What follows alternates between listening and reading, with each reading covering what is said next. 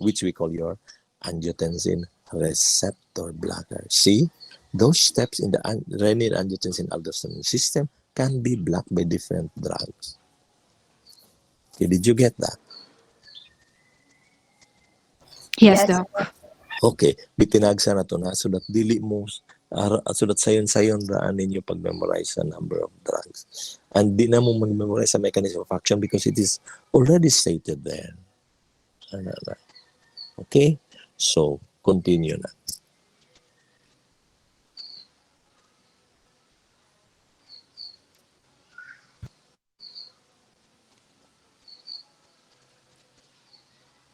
So, these are your ACE inhibitors. You already know the effect of ACE. Next.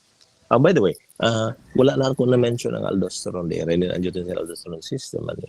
With the presence of angiotensin 2, by the way, which is a constrictor, which is a powerful vasoconstrictor, it also triggers the release of your aldosterone. Your aldosterone, by the way, will control the sodium reabsorption. So, what happens now? With the release of your aldosterone, you will have increase in sodium reabsorption sa kidney. If the sodium is reabsorbed in the kidney, what did I say? Wherever sodium goes, water follows. So wherever you reabsorb sodium in the kidneys, water in the kidneys will also be reabsorbed by the body. So you are actually giving an increase in your blood volume by reabsorbing sodium and reabsorbing your yes, exacto ka. Reabsorbing sodium and reabsorbing water with it. So you are increasing the blood volume. Thereby, you are also treating, additionally, you are treating your initial problem of hypotension by increasing the blood volume due to your aldosterone. Okay? So you are checking what is the initial problem of hypotension. So that's how good our body is. So if you fully understand that, it will be perfect. Okay, continue na after this. Just familiarize yourself with these drugs. Okay? It usually ends in pril ka ng mga ACE inhibitors. Go to the next. You don't have to memorize each drug. Tanawa ang ending niya. Or natanan ang ending. Sige. Okay, so these are the drugs. Angiotensin 2 receptor blockers. Okay, it also ends in sartan. O, sayo na pag-memorize. Ayaw nag-memorize ang each drug. Basta those that ends in sartan, those are your ARBs or angiotensin receptor blockers. Okay, next. Sa pilaan diha. Renin inhibitors, your aliskiren. This is the one that I was talking about. Okay, next slide. Para dali rata when you talk about the drug. Because when I noticed that when I discuss all those parameters, mas dali siyang i-discuss sa drug. So, unsa ning calcium channel blockers also. It was explained by the first reporter that calcium causes contraction. You know, the second phase, katong giingon niya, let me just emphasize that in the second phase, this is where calcium gets in. Now, let me rephrase that. With regards to your action potential sa heart bitaw, because this will also discuss the rhythm of the heart. And then when we discuss about the what you call the rhythm of the, with regards to depolarization, diba there are two phases of your action potential, depolarization and repolarization. I discussed this in your neurologic drugs already. So whenever there is an alteration of sodium and potassium balance between the inside and outside the cell, there will be irritation of the membrane causing contraction. Now it is in the second phase that calcium goes in, causing more contraction. So munang, you can block the calcium because you know that calcium causes muscle contraction. You already know that calcium causes muscle contraction. So if you block the calcium, you give calcium channel blocker, you block the opening of the calcium channel, you are actually blocking the contraction and causing dilation of the blood vessel. So that is with your calcium channel blocker. And usually, calcium channel blocker ends in pindisarapindicotsilio de aromacin. So ano siya? Amlodipine, na mga tilodipine, pindisarapin, yun ang ending niya. Sa imong calcium channel blocker. So go to the next drug. Nalibog di ako ni inyong inyong libro. Go back sa previous slide. Tanawa, vasodilator ang gibutang aning last. Kaning may mga hydralazine, your minoxidil, na your sodium nitroprusside. Ganong gibutangan ni siya nga separate nga vasodilator when all of those we discuss, ARB, renin inhibitors, your mga ACE inhibitors, calcium channel blockers, those are all vasodilators. Kung ganong kanira yung gibutang sa iyong libro, don't follow this. Okay, as long as you know that minoxidil is still a anti-hypertensive drug, your hydralazine is an antihypertensive drug, and so as with your nitroprusside. Remember your nitro preparation with your drug for erectile dysfunction. If you are taking drugs that contains your nitrates, this is your sodium nitroprusside, mga indoor isosorbide mononitrate or isosorbide dinitrate, basta nitrate containing, do not let the patient drink your erectile dysfunction drug. Muna ha. So again, muna nitrate preparation na siya. The mechanism of action, by the way, if your nitrate containing drug is nitric oxide donor. Once nitric oxide is donated, it will cause vascular dilation. It is a vasodilator in your nitric acid. Minoxidil, by the way, is an antihypertensive drug. And you might have heard minoxidil being used for hypotrichosis to increase the hair growth. Minoxidil. It is true. It has been found out that women it has been found out that women chronically taking minoxidil develop facial hairs. Okay, that is the side effect of minoxidil, hair growth. Okay, so hydralazine. Okay, what is this? Both, by the way, before I forget, your hydralazine and minoxidil, this now I understand. Okay, karon pa ko ka-realize why your book mentioned vasodilators for your hydralazine, minoxidil, and sodium nitroprusside. But wala tanig i-appeal ng nitroprusside niya. Kuhan lang ta. Hydralazine o minoxidil. Please take note. Hydralazine and minoxidil, these are the only two drugs that are arteriodilators only. Do not forget that. This minoxidil and hydralazine will only dilate the arteries. It will not dilate the veins, whereas all the other vasodilators will dilate both arteries and veins. Did you understand? Yes, Doc. Okay, go to the next slide. Sige, ikaw, imo na pang gawit inday, kaya namalan akong laway. Okay, so here are the drug therapy across the lifespan. So the children, the drug therapy, it should be mild diuretic with monitoring of blood glucose and electrolyte levels on a regular basis.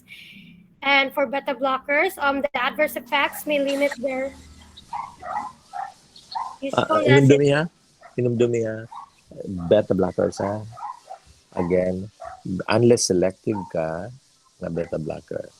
Beta blocker will also constrict your bronchus ha. So it will dilate your blood vessel, but it will constrict the bronchus. That's why it is not always advisable to use beta blockers if you are hypertensive and you also asthmatic ka. Okay, basig ma-pronounce yung bronchial asthma. So it's not advisable. However, there are beta blockers that are selective lang. So they have less effect on your bronchus. But to be very safe, dili na lang yun. To be very safe. Sige. Next slide. Kung manatanig, ACE inhibitors, calcium channel blockers. Next slide pag yun. Again, all the you don't have to worry about that. Next slide. Unsa man ni? Okay mo ni. Management of hypertension. Mo ni atong giniscuss, diuretic, paihiin mo para mugamay ang blood volume.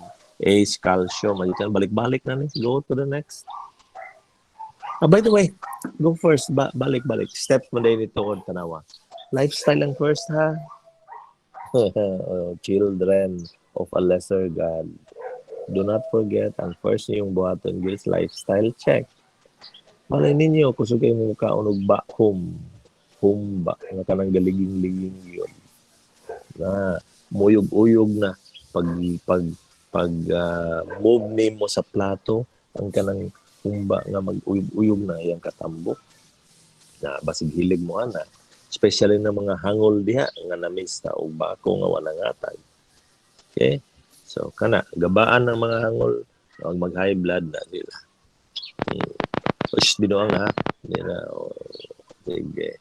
May tagkatong naipista po sa Sibulan, nang imbitar po ng taga Sibulan, wala po nang imbitar. Sige lang. Basta kay ka na, imong humba diha. So, lifestyle check, smoking, absence of exercise, always sitting. By the way, sitting is the new smoking. Sitting is the new smoking. If you always sit there without moving around, it will increase your chances of cardiovascular problems. Okay? And osteoporosis because of inactivity. So lifestyle modification, good tanawan na alcohol intake, reduction of salt, so salt, sugar, physical activity. These are really very, very, very important. Tanawan na yung lifestyle modification. These are the best that you can do to prevent hypertension. Second na itong mga diuretic diyan. So, kung wala. Third, go to step 3 na. Still sa mga step 3, drug dosing naman eh. Kato na sa doktor na problema din niya ito. So, sige. This was mentioned ganina po. Katong stepwise ni mo. Ganun yung conscious bypass that or skip that. Yung ganina. Next slide. Algorithm. Again, just read on this. This is not your problem, by the way, but be sure to understand this. Di mo problema ni sa doktor ni algorithm. Again, lifestyle modification, very important sa inyo. Kay kamo mo instruct sa inyong pasyente what to do. May mo muna mo buhaton, mama. Kamu mo sulti, nurses. So, ang imo lifestyle modification, very important. Next slide.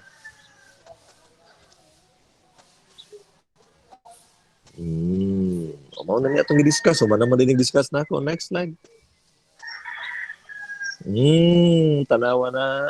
Sa mga April, balik-balik ra. Next slide. Mana ni? Managod. ACE inhibition is already the mechanism of action. We don't have to worry. Sige, next slide. Ayun na. Next slide. Next slide. Parehar na sa tanan. Okay. Just read on those mga side effects, mga etc. Mamaw na tanan. Sige, next one yun. Wala na. Okay.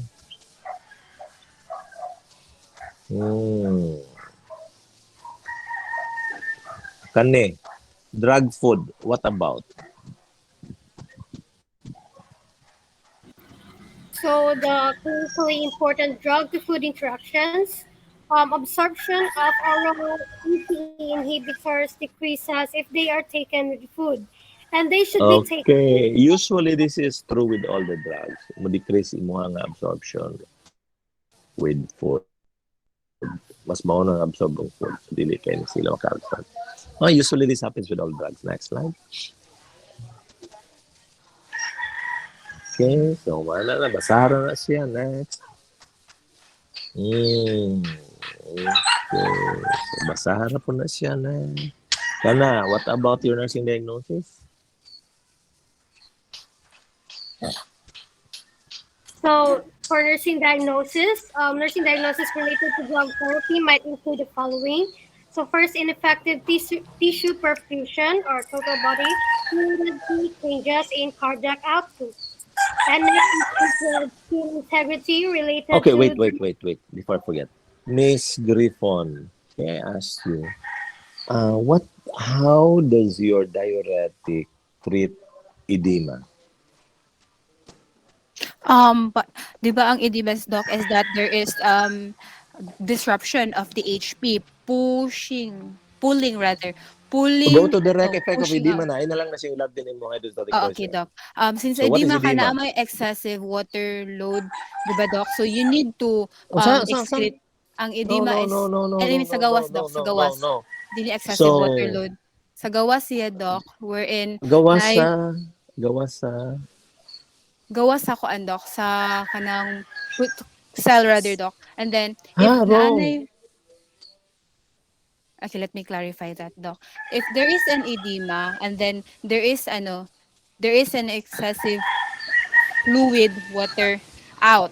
So na Out, edema, na swelling out, asa out? out from the kuan, Doc, katong sarcomere, Doc. Wrong. Specific, Hayop na ni. Okay, not ana niya. sarcomere. So, let me just correct that, ha. Ana, ah, again, ganina, I told you ganina pagsulti na ako, edema is the presence of fluid in the interstitium, meaning outside of the blood vessel. Gi-specify pa na ako ganina, the membrane that your water passes through is the wall of the blood vessel. So which means, if your fluid goes outside of your blood vessel, it goes to your interstitial space, your interstitium, and that causes the edema. Then, edema is water found outside of your blood vessel. So again, mo na siya, edema outside of your blood vessel, mali edema. Okay, so how does your diuretic affect edema or treat edema? Your diuretic, usually, most of the diuretics will inhibit sodium reabsorption sa kidney, or it inhibits your sodium chloride transport sa kidney. That is the mechanism of action of most diuretics. So which means, if sa imuha na kay tubig sa imuha tissue ha, dili sa imong blood vessel, normal imong fluids imong blood vessel. Karon, your fluid inside your blood vessel, mauna siya mahimong ihi. Kanang imong dugo, bitaw fluids imong dugo, muna siya moagi sa kidney, muna siya mahimong ihi. Masala ang tubig ana. So which means, if the fluid, once it goes out of your glomerular capillaries, so glomerulus is sa kidney ha, once it goes out there, some of those electrolytes, including sodium, will be reabsorbed back into your blood vessel. Okay? So because that will solve the problem of a decrease in your number of electrolytes sa body. Iya guna i-reabsorb. Parang ma-retain ang normal electrolytes in mong body. Okay? But with your diuretic, again, with most diuretics, which inhibits your sodium reabsorption sa kidney, ang mahitabuan na pag-abot sa kidney, ang imong sodium dili mo balik sa blood vessel. Mupadulong ang sodium sa inyong ihi na. And what did I tell you? Wherever sodium goes, water follows. So the water inside the blood vessel will go with the sodium. So what happens now? The fluid inside your blood vessel will be depleted. Take note of that, huh? The water inside your blood vessel will decrease. So what happens if we decrease ang fluid inside your blood vessel? O sa metabo sa osmolarity or viscosity sa imuhang fluid inside your blood vessel or intravascular fluid? What will happen to the viscosity if the water will go out as urine? What happens sa viscosity? Masaka mo ubos. Ha? Increase daw. Musaka mo increase ang viscosity. It will be very viscous. It will be hyperosmolar. So what did I tell you about oncotic pressure, osmotic pressure? Kung mas osmolar, kung mas viscous ang fluid, didto padulong ang tubig. So karon, inside your blood vessel, di gamay naman ang tubig, di ba? Viscous na siya. Kaya lagi giihi man nimo by using diuretic. Giihi mo na ang tubig. Tubig na nagpabilin nimo mga electrolytes sulod sa inyong kuan, sa inyong ngalan ini, inyong blood vessel. So viscous kay imong blood vessel. So unsa may tabo? Ang tubig outside of your blood vessel will go inside your blood vessel. Kay lagi gamay man o espiso man kayo ang inyong sulod sa blood vessel. So muna gitawag na to gani og oncotic pressure, as opposed to your hydrostatic pressure. So ang imong nga tubig outside of your blood vessel, which is your edema fluid, will now be decreased. Kay ang uban mo padulong man sa inyo nga blood vessel, musulod magbalik sa blood vessel, and that treats your edema. Kaya di man pwede gud nga imong suyupon na imong tubig outside of your blood vessel, suyupon nimo sa imong skin. Di mo gud siya pwede. So, kana, it will go through the longer process by using diuretic. Okay, did you understand that? Yes, Doc. Yes, Doc. Okay, so continue. Nursing diagnosis and your implementation. Sige. You read on this, this is very important for you and your mga nursing diagnosis o mga implementation and your rationale. Let's not go with this one by one, pero important, it will surely come out in exam. You just read on it and understand. Read and understand the nursing diagnosis and nursing implication. No need to memorize anything. Just read and understand. Okay, sige, continue pag-ininday. Okay, discuss already. It ends in sartan. Ang mga ARBs. Okay. ARB ang short ani, angiotensin receptor blocker. That is the mechanism of action. Sige, next. Pag-yun. Padayon, pag-yun. So, di ba, humanat ang discuss. Sayon na. Simplified. Sige. Next. Yan. Okay. Okay, let me ask. For vasodilators, it is very obvious na hypotension yun ang imuhang side effect niya. Hypotension. Because the mechanism of headache, hypertension man, sorry, headache yun yung most common side effect niya, headache. Why? Because the common, the mechanism of your headache is vasodilation man god. So that's why ang headache is on top na sa adverse effects sa mga vasodilator. Okay, may mo na siya. Okay, next slide. Kaning drug-drug interaction. You don't have to worry about that. Next. Sayop na sa doktor kung iyan ang ibutang naglain nga drug. Okay. Sige. Okay, sige. Dalian na kayo. Read on the nursing diagnosis and implementation. Okay, sa paghilain ni Madia, wala na. Renin inhibitor. Okay, uskabok na. Your alis ka rin. Basta niya, butang na itong alis ka rin. O alis ka dyan. O mo inyo ang answer. Sige. Okay, next pag yun. So, calcium channel blockers. Sige, what are these? Go. It ends in dipin, di ba? Okay. Pwede magugkag mo o kuan. Grifondipin. Na, kung ganahan ka. O, grifondipin. O, kung na kayo ma-discover diya nga, lain nga calcium channel blocker. You can name it according to your first name. Or dinodipin. Oh, grabe kayo. Dinodipin.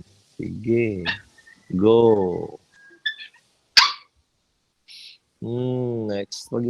Next. By the way, tanaw, go. 2 slides before that. Before this, tanawa. There are calcium channel blockers that does not end with dipin. Go back again. Tanawa. Your deltiazine does not end in dipin, and your verapamil does not end in dipin. These are the only 2 calcium channel blockers that does not end in dipin. All the rest ends in dipin. Sige, next. Sige, maorag yapon na balik-balik. Next. Sige. Diba de, humana tada yun. Next pag yun.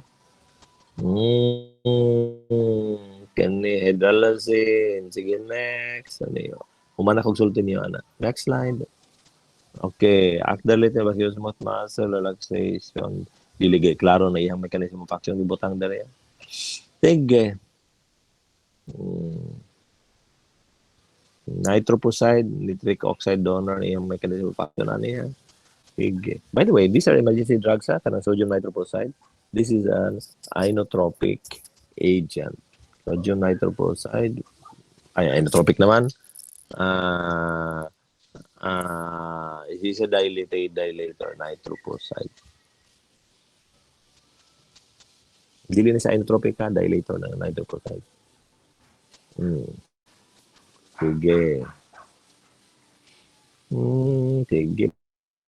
Pag yun. Sige. Marata na.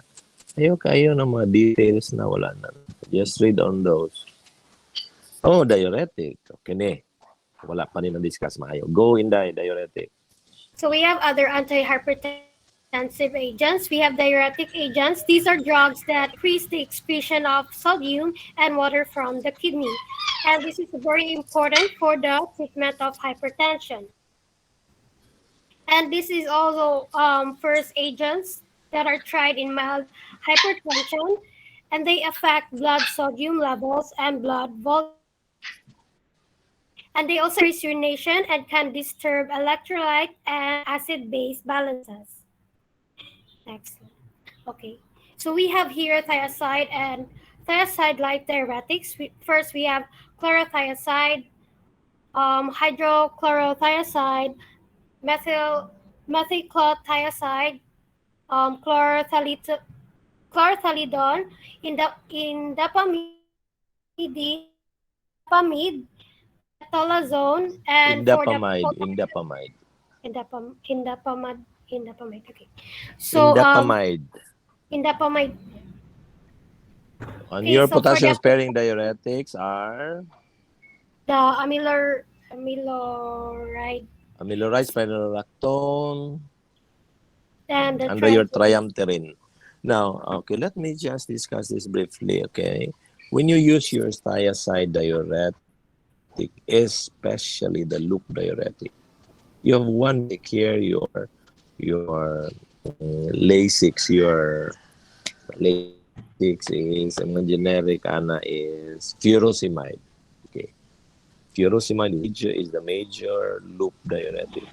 If you can still remember the anatomy of the kidney, we have the loop of Henle sa nephron. Loop of Henle, so it's called a loop diuretic. It acts on the loop of Henle, inhibiting your sodium chloride transport. Okay, so this is a loop diuretic of furosemide. By the way, I think it will be discussed later on furosemide. Nganong gimension ako guna ng furosemide? Because when you use furosemide, by the way, is one of the more powerful diuretic. Why? Because it acts on the loop of Henle, causing an inhibition of your sodium reabsorption sa kidneys, or it is sodium chloride transporter inhibitor. So if your loop of Henle is approximately reabsorbs 25% of the sodium that is excreted there. 25%. Ang imuhang proximal convoluted tubule approximately reabsorbs around mga 65% of your reabsorption sa sodium sa kidneys. Ang imong proximal convoluted tubule. By the way, we don't have an inhibitor of your sodium chloride transporter sa imong proximal convoluted tubule. So that is the problem. Wala pa'y drug ng inhibit og sodium chloride transporter sa proximal convoluted tubule. Pero naay drug nga mo inhibit sa sodium chloride transporter sa inyong loop of Henle, which is your furosemide. So muna na ang pinaka-powerful karon nga diuretic, ang furosemide. Powerful on tato kung naapay mo inhibit sa sodium chloride sa reabsorption sa proximal convoluted tubule. Wala man. Ang next best thing is your loop of Henle na lang. So muna siya. So once you use your furosemide, ratsada ang tanan nga excretion na niya. It does not only excrete sodium, it excretes all electrolytes. What I mean all electrolytes. It also inhibits your sodium, chloride, potassium, magnesium, calcium, tanan. Which means if you are a chronic user of your furosemide, you will have a, a problem later of decrease in your blood electrolytes. Kaya lagi, ratsada tanan siya. So what is the most important there? Ang imo nga potassium. Why? Because you will have a problem later sa imong kasing-kasing if mag-hypokalemia ka. So, they devised diuretics that are potassium sparing. And these are your potassium sparing diuretics. Did you get that? Nanong explain ako ang potassium. Why do you have to spare potassium? So, mo na siya. Okay? So, next slide. Kani, beta blockers. Your sympathetic blockers. You already know beta blockers. Next slide. Mga ulol-ulol na siya. Ulol-ulol. The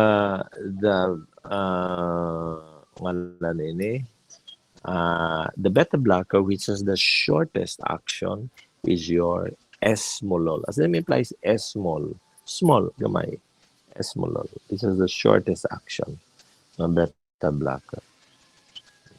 All the rest, mga na. But the prototype in yung prototype beta blocker is your propanolol. This is the first and prototype. Propanolol is used, di ako manatag endocrine, di ba? We discussed already your endocrine system, endocrine drug. If you can still remember, the beta blocker is used for hyperthyroidism because it blocks the conversion of your T4 to T3. Your propanolol blocks the peripheral conversion of T4 to T3. Did you remember that? Yes, Doc. Yes, Okay. Doc. Okay, so that's about it. Your propanolol. Not only does propanolol treat the tachycardia caused by your increase in thyroid hormone, kaya tachycardia man stimulant yung thyroid hormone. So, treat niya sa tachycardia because it is a beta blocker. Not only does it do that, it also has an added effect of decreasing the conversion of your T4 to T3. Next slide. Okay, tanawa sa mga alpha blockers and beta blockers. Carbidopa, then labetalol na. Sige, next pag yun. Basta blockers. Alpha blockers. So, what are the alpha blockers? Then, sige. Memorize ra ka. Wa kailangang choice, ha? Imura ganang ilista as alpha blocker. Ang humana naman po mo memorize actually sa inyo neurologic drug. So, kuha naman lang ni refresh. Sige, mana mo ani.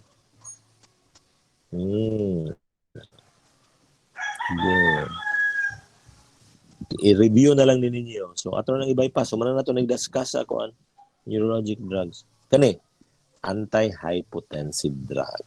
This is where your inotrope chronotropes would come into play. Sige, go. Hypotension.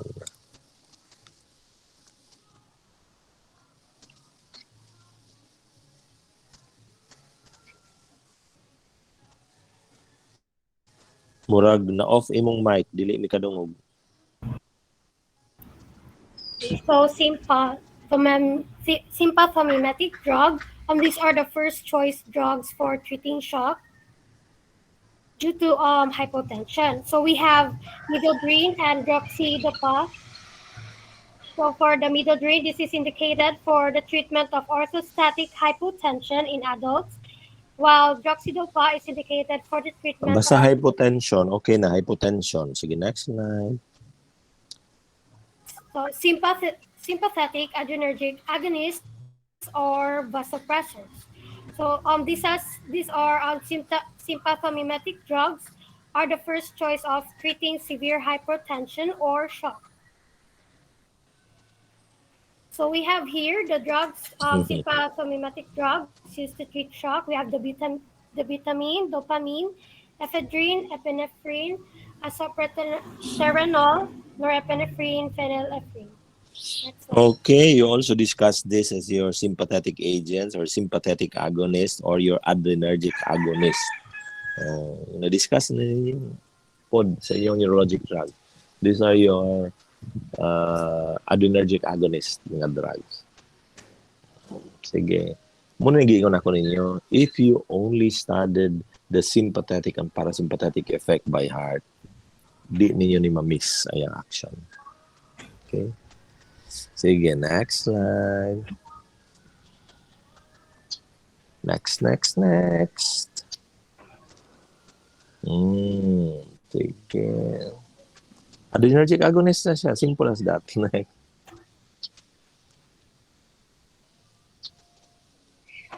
Go back kanina. Ako na nabasahan. Go back. Indication. Go back pag yun. One more slide. They used to trick. Sige, next slide. Kuno. Ulat. Ulat na. Pinain na. Mag-delete. Wow. Next slide. Yung hunong. Next slide. Wala di ay. Sa'yo kung ako ang pagbasa. Sige, next. Next. Dopamine. Doxydopa is another form of dopamine. So, dopamine yun na siya. It is a catecholamine ng dopamine. Sige, next slide. Nagani word nga dopa o suffix nga dopa, dopamine na siya. Sige. Okay, next. Kung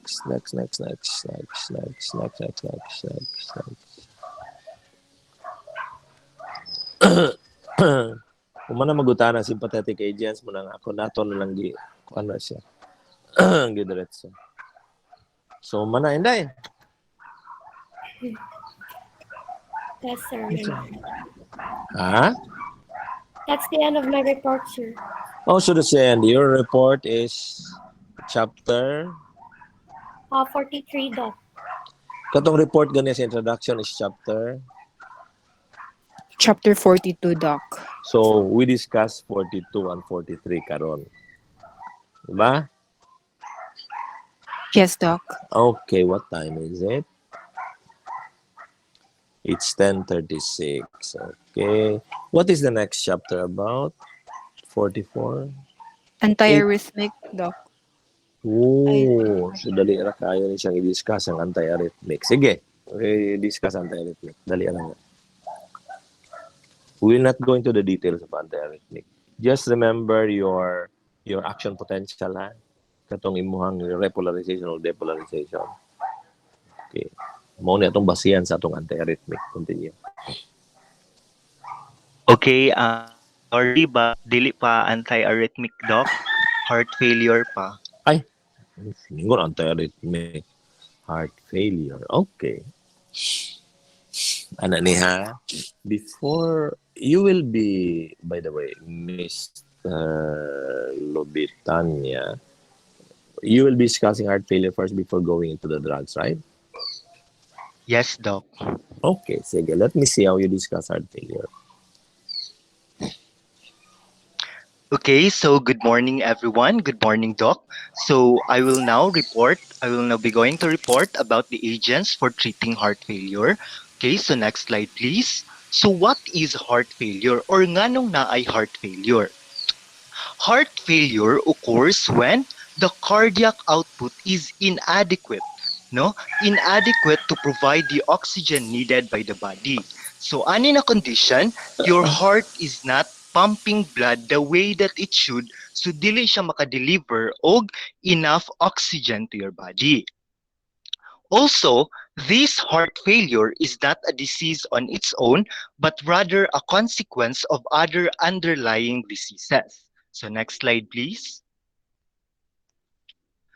Okay, so we have here the coronary heart disease, the cardiomyopathy, hypertension, and the valvular heart disease. So the end result of this condition is that the heart muscle cannot pump blood effectively throughout the vascular system.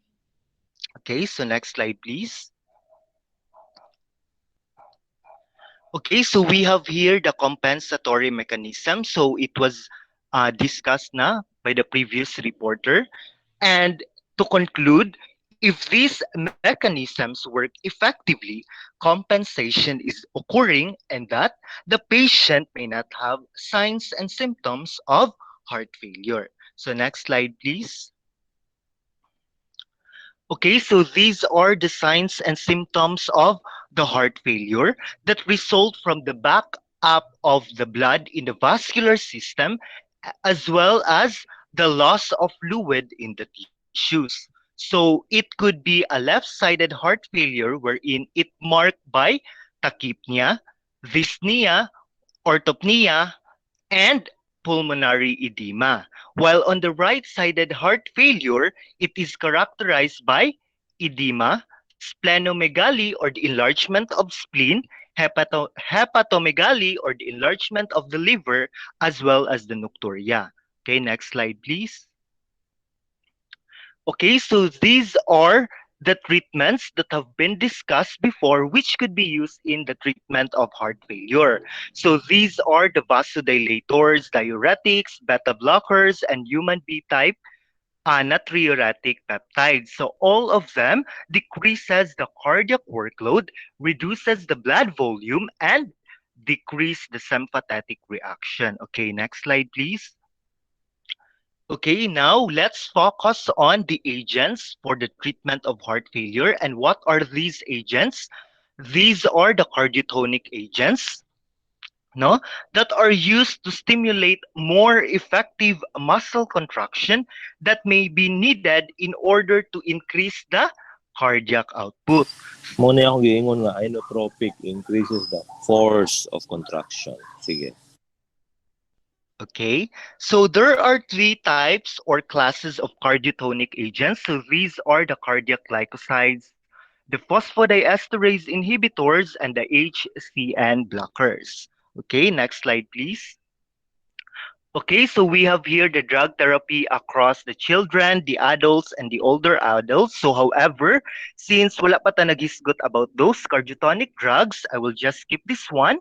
And please don't forget to read on this.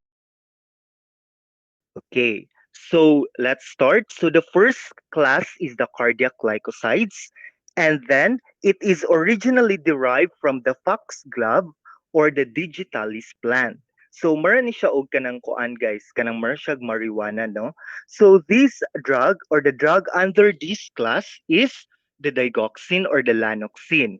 Its mechanism of action is increases the intracellular calcium and allows more calcium to enter myocardial cells during depolarization or contraction. So if there is a high calcium levels, of course, it causes a strong and lengthy contraction. So the effect would be an increased force of myocardial contraction which is a positive inotropic effect, increased cardiac output, slowed heart rate, and decreased conduction velocity through the atrioventricular node. Okay, next slide, please.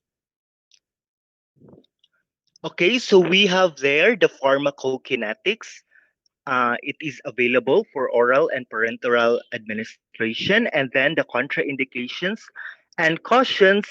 Of course, it is contraindicated if in the presence of allergy to any component of digitalis preparation. Okay, so next slide, please. Okay, so the adverse effects, we have here the usual ones, except for the development of digoxin toxicity. So, what is this digoxin toxicity? So, it is a type of poisoning that occurs in people who take too much of the medication digoxin. So, how are we going to treat that? How are we going to treat digoxin toxicity? So, we have here an antidote which is the digoxin immune fab, an antigen binding fragments obtained from the blood of a sheep or the ovine, immunized with a digoxin derivative, the digoxin dicarboxy methoxylamine. So unsa may mode of action ani niya? They bind the molecules of digoxin to form an inactive complex, thus decreasing the concentration of digoxin and reduces the toxicity level. Okay, so next slide, please. So we have there the drug to drug interaction. Okay, so next slide, please. And then the nursing considerations. Okay, next slide, please. Okay, so let's proceed with the second agent There is one or very important thing. Go back one slide. Tanaw na itong naabak ka. Evaluate effectiveness. Wala ka. Implementation. Evaluation. Wala ka. So, what will be the next slide mo? Okay, now before that, very important for you to know with regards to digoxin. In the Philippines, we pronounce it as digoxin. O nga, nagong lisod-lisod na itong life, digoxin as sa to. Pero sa US, they pronounce it as digoxin. Sige. Kung gaplano mo atog Amerika, practice lang mo na digoxin. Okay. Now, this digoxin, by the way, will increase its toxicity in the absence of your potassium. So, when you discharge patients who are in digoxin or who are in digitalis treatment, kamumay mo ithatag og discharge instruction sa patient mo god. Digitalis siya. So what you should do is advise the patient to eat potassium-rich foods to decrease the chances of digitalis toxicity. Because hypokalemia increases toxicity to digitalis. Okay, so advise patients to eat potassium-rich food. Okay, that's very important. Super important. Next slide. Kana na, phosphodiesterase. Go, continue. okay, so the next agent or class is the phosphodiesterase inhibitors. So the only drug available or currently available in this class is the melrinon, whose mechanism of action is, of course, block the enzyme phosphodiesterase that will lead to an increase in myocardial cell cyclic adenosine monophosphate, tumunin siya ang discuss ni Doc before, which increases the calcium levels in the cell. Again, if there is an increased calcium level, it causes a stronger contraction and prolongs the effects of sympathetic stimulation, which can lead to vasodilation and increased oxygen consumption. So, so it is only available for IV use. Okay, so next slide, please. And for the contraindications and cautions, of course, with the presence of allergy, it is contraindicated. And then we have here Mamaoro na the tanan. Sige. okay, yes. Next slide, please. And then the nursing considerations for patients receiving the phosphodiesterase inhibitor. So you start with the assessment, the nursing diagnosis, the planning, okay, and then the implementation as well as the evaluation. Okay, and then the last one or last class or agent is the hyperpolarization activated cyclic nucleotide gated channel blockers, or simply the HCN blocker. So the drug under this class is the ivabradine or the corlanor, and its mechanism of action is to slow the heart's pacemaker and reduce the heart rate with no effects Okay, on muscle that is already the mechanism of contraction. action. Your HCN blocker, that is already your mechanism of action. So, ano na siya? Mechanism of action of Valbridin is your HCN blocker. Okay, next. Okay, so next slide please. So we have there the contraindications and cautions. So balik-balik ra siya with the presence of allergy, and then the adverse effects. We have here the bradycardia, the hypertension, atrial, okay, and then the drug-to-drug interaction, okay. And then lastly is the nursing consideration for patients receiving ivabradine. So parihara siya sa nursing consideration sa phosphodiesterase inhibitor. Okay, so assessment, nursing diagnosis, planning, implementation, as well as the evaluation. Okay, that would be all, Doc. Okay, so that is the end of your heart failure. Mo na to imong drugs, no? Heart failure. So what will be the next? Yes, Doc. What will be the next chapter? Anti-arrhythmic. So I will discuss first. We will discuss anti-arrhythmic next time. Okay. So, ako siyang balikan na inyong heart failure, ha? Unanimitable. So, what is heart failure, by the way? Can I see your picture sa heart? Katong pagsugod sa heart failure nimo. Okay, Miss Griffon na lang katong imong mga pictures sa imong mga circulation. Please Tunay ko, miss. pulmonary. Adawan, sa taas ko may. Katong na pulmonary o whatever ng circulation. Kana daw ako above. Okay, Okay, daw. sige. Maura na. Wanay lain na nino. Mauna ni siya. Sige, let's discuss this. Okay, tanawan ng imong mga sa manipit ng mga lungs ano. Dira. Imong lungs din sa ibaba o sa right side. Sige. Can you get another picture of kanang the circulatory kani ingon ani niya pero nabutang sa ibabaw ang imong nga lungs kay mo lang po problema ni. Sige, anyway, it will be a short discussion before we end up sa inyong Wala heart sa failure. PowerPoint katong ang lungs na Sige sa lang, sige lang. taas. Kuha ka lang lain sa internet ko. Okay, Doc. Puro pareha adto but then nas taas lang ang imong mga lungs.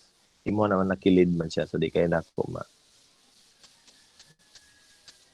Anay daghan.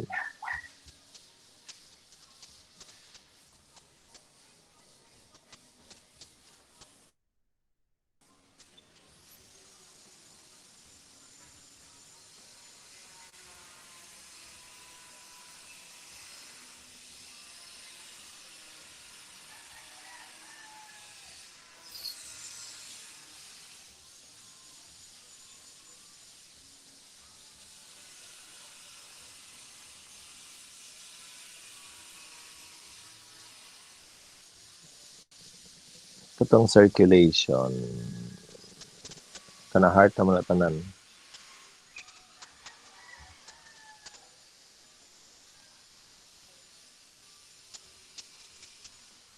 Kana. Very nice. Go.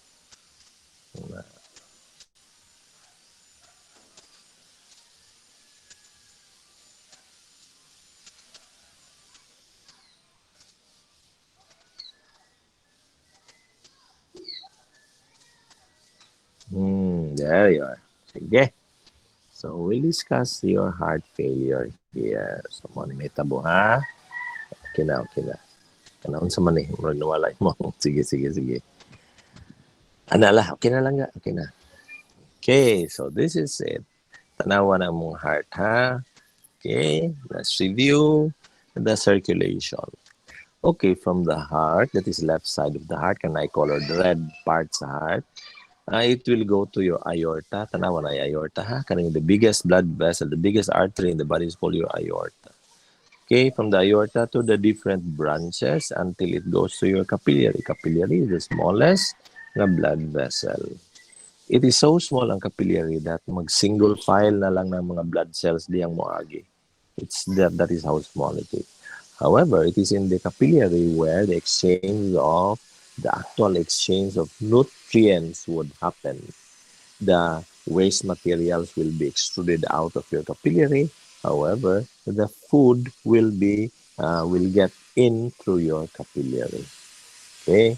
So, kung palitabag hatag-hatod ka og food, palitan capillary ni sa imong nga spleen. So, ang imong nga food gibilin nimo siya imong nga spleen. Yung katong waste matter from the spleen musulod sa inyong capillary para nga dalon sa imong venous circulation. Okay, na siya. So, from the veins, mga superior and inferior vena cava, padulong sa right side sa heart. Pagpunta sa right side sa heart, padulong siya sa lungs to be oxygenated. Yung pag humana siya oxygen sa lungs, padulong siya sa left side sa heart para na po i-pump out sa system. Okay? That is the exact routine buhaton nimo sa mga cardiovascular system. Okay. Take for example, and this is the most common cause of heart failure. One of the more common cause of heart failure is obstruction to the flow of blood. Example, sa inyong aorta, i-block ko nun mo ng aorta. Bisa mo tatag one half lang sa aorta ninyo. Imong i-block. One half lang sa tupa. Rather than giving off 100% blood going out, 50% na lang ang blood nga nakasulod sa aorta, nakagawas niya. Kaya lagi na may blockade. Granting atherosclerosis na o kanang mga cholesterol plaque ninyo ba. Kaya, so karon, what happens here is, kung dunay naka-block manggod sa agianan, kung sa'yo may abuhato nimo, di ba imong i-increase ang imong force? Example, ang portahan na ay mga taong naka-block sa portahan, o so may buhaton nimo para makaagi ka. Imong i-push ng mga tao para ikaw makasulod, di ba? Okay, mo rin may tabo po sa imong heart. Kay tungod lagi na naka-block sa agianan niya, sa imong aorta na naka-block. Ang sa buhaton sa imong heart, it will increase its force of contraction. It will increase its force of contraction para nga ma-overcome niya ang obstruction sa imong aorta.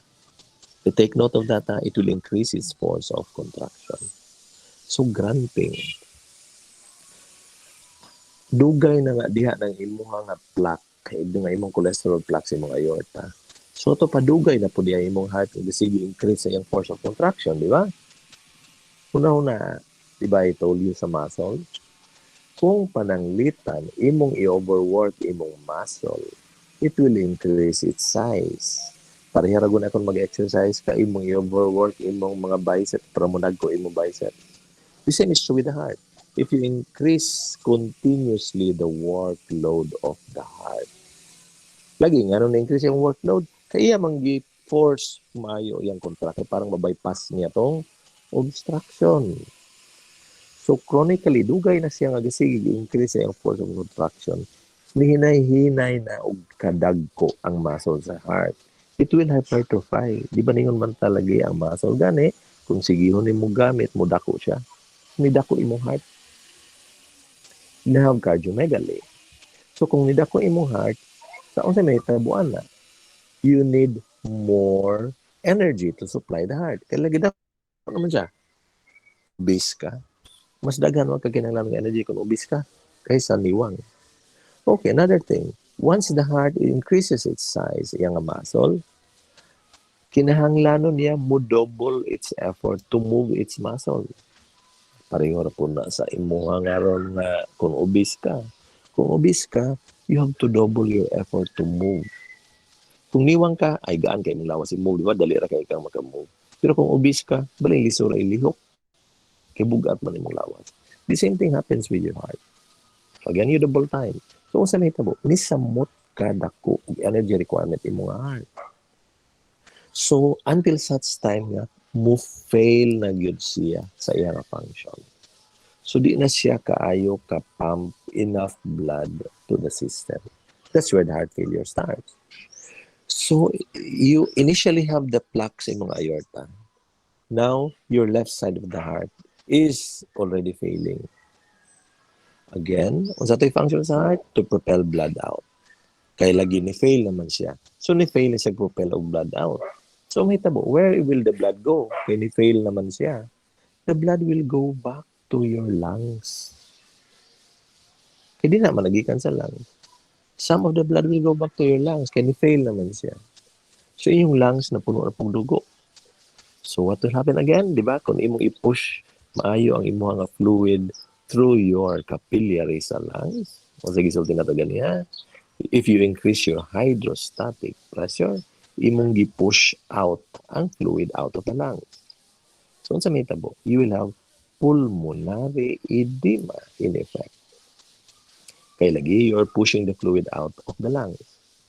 So, makadungog na kagreklamo sa pasyente, maglisod siya ginawa, dayong na ay mga rals na mag-ubo-ubo siya. Anong garals, kaya dagang tubig yung lungs. So, imong lungs na puno ng tubig. Kasi buhaton sa imong lungs, i-push niya ang ubang fluid back into the right side of the heart. Di na siya sa blue nga part. Ibalik ra nimo ang circulation. So now your right side of the heart will be overwhelmed also with blood. Kaya gi-push man balik sa imong lungs padulong dito. And then, your right side of the heart will now start to hypertrophy. Kaya tungod dagko naman siya kay siya glow, daghan na mag-blood. It needs more effort to propel the blood out to the lungs. Ang lungs mo po kaya mo kung ipuso balik sa imong heart, right side. Sumhubag po ni mo right side sa heart. You will have now a right-sided heart failure. Diba? You started with a left-sided heart failure. Now you have a right-sided heart failure, which means it is your left-sided heart failure that is the most common cause of a right-sided heart failure. Okay? Left-sided heart failure is the most common cause of right-sided heart failure. Now, you have now right-sided heart failure. Di nakakapropel og blood padulong sa imuha nga lungs. Unsa may hitabo ron? Asa na pud padulong ang blood? Padulong balik sa imong venous circulation. Lagi imo rang balik ang imong flow. So what will happen sa imong venous circulation now? What if that happens sa imong liig, mga naong, sa mga kamot nimo? The blood will be pushed out of the capillaries there. So by hydrostatic pressure, manggawas ang tubig sa imuha nga interstitial space. So magka-edema ka all over. Edema sa tiil, nawong, kamot, ang tibok lawas, yung mag-edema ka. Okay? Kaya lagi push out maniya. Okay? So that is heart failure. What should you do with heart failure? You have to decrease the load of the heart, or you have to increase the force of contraction of the heart. Ana na ha? Ana maguni. This is a two-edged sword. Even if you increase the force of contraction, you are overwhelming the workload of the heart also. But if you decrease the force of contraction, you're also pronouncing the failure of the heart to pump out blood. So double-edged siya. So you just play by ear here. Once you have a heart failure, it is progressive, ha? Once you have failure, it is always progressive. Magkasamot yun ang heart failure. So what should you do if you have heart failure? Imo ra taong atimanon that there will be no acute heart attack. Maura yun na. Please refrain, please hold lang yun na dili ka magka-acute heart attack. Otherwise, that will be your end. Kaya progressive ba ng heart failure? So that you can do with your heart failure. Now, as mentioned by the reporter, once, also na-mention po na ako na siya, once you have decrease in your volume, in your exit of blood from the heart, your system will sense it nga, ala, gamay naman kung na-receive nga dugo gikan sa heart. Kaya lagi failing man yung heart. So your kidneys can also sense it nga gamay na-receive nga dugo. You will have hypotension then, of course. So what will happen? Kay gamay na mag-receive na dugo yung mga kidneys, the renal blood vessels will dilate. And of course, you know that with dilation of the renal blood vessels, it stresses the renal vascular bed, or the renal blood vessels will stretch, causing the release of renin, and etc., until the end, na mag-produce siya o angiotensin 2, which causes vasoconstriction. So now, karon, gamay na kag-flow sa blood sa imong kidneys, imo pag yung gi-constrict ka ang imuhang blood vessel, samot kagamay ang dugo nga makapropel padulong dito. Nakuha ninyo? Because of the normal reaction of our body. Normal reaction man ang imuhang simulation of the renin-angiotensin-aldosterone system. That's why you give vasodilators in your heart failure, di ba? Mga ka, mga ARB, angiotensin receptor blockers. That was mentioned by the reporter. Okay? So, that is in effect your heart failure. Your heart will also produce, kay lagi congested man kayo mong heart, puno mo siyang tubig dito, puno mo siyang dugo. It releases your ANP and your BNP. What does it do again? It causes natriuresis. Muihi ka ni sodium, muihi po ka sa imo nga dugo. This is a good effect. Kay lagi ma-decrease yung blood volume. But since na-decreasing blood volume, it will also trigger again another round of your renin-angiotensin-aldosterone system. Na. So, compounding siya balik-balik. So, dili na. So, once you have heart failure, it is progressive. What can you do with heart failure? Ayaw lang yung taong pag-atake diha, otherwise that will be the end. Okay, so that's your heart failure. Okay, good luck sa iyong midterm exam. I hope you understood the explanation. And I hope you would know how to study your cardiac drugs. Ayaw na itong details. What we discussed, kapura mo importante. Ikaw na itong ato ang i-discuss. Okay? So now you may go. Excuse me, Doc. Oh, What time you ang are